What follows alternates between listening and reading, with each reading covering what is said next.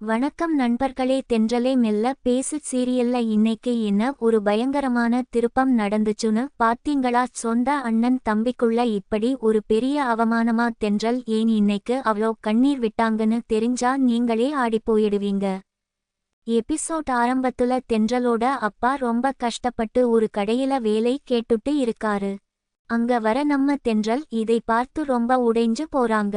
அப்பா, இந்த வயசுல நீங்க ஏன் வேலைக்கு போறீங்க? நான் இருக்கேன் உங்களை பார்த்துக்கன்னு அழுதுட்டே கேக்குறாங்க.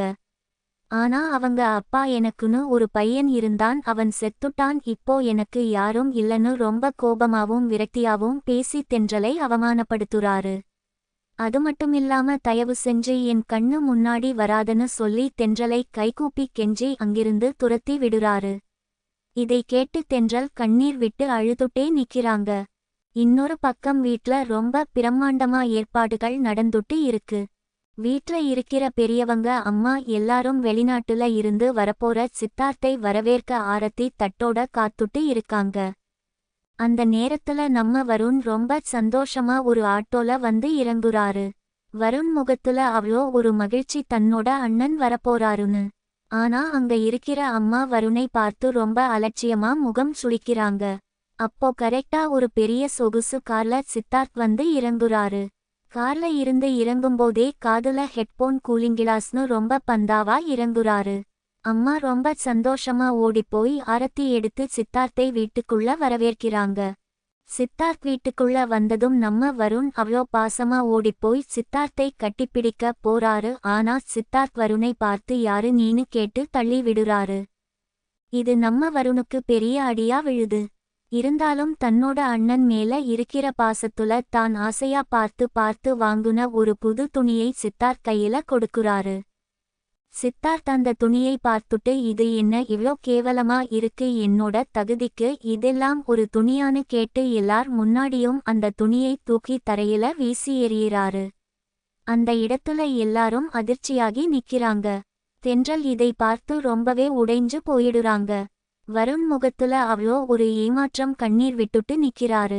இதுதான் இன்னைக்கு எபிசோட்ல நடந்த ஒரு பெரிய அதிர்ச்சியான திருப்பம்.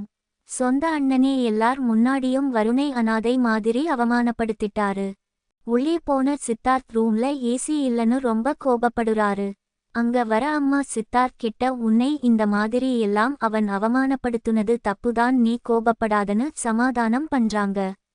ஆனா சித்தார்த், எனக்கு இந்த வீட்ல இருக்கிறவங்கள கண்டாலே பிடிக்கல, அந்த பிச்சைக்காரன் எனக்கு என்ன துணி வாங்குறதுன்னு ரொம்ப அகங்காரமா பேசி அம்மாவை திட்டுறாரு.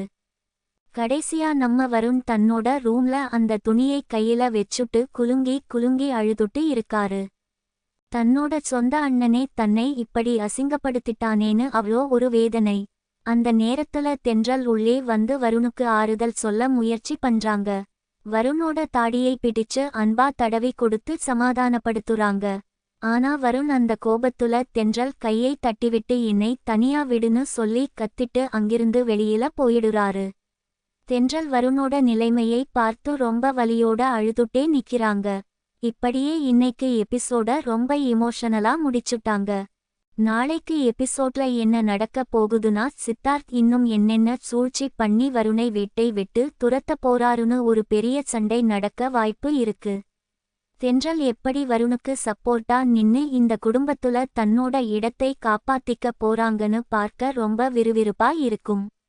அது மட்டுமில்லாம தென்றலோட அப்பா உண்மையிலேயே மனசு மாறி தென்றலை ஏத்துப்பாரா இல்லையாங்கிற பெரிய சஸ்பென்ஸ் நாளைக்கு வெளிவர போகுது. கண்டிப்பா நாளைக்கு எபிசோட மிஸ் பண்ணாம பாருங்க.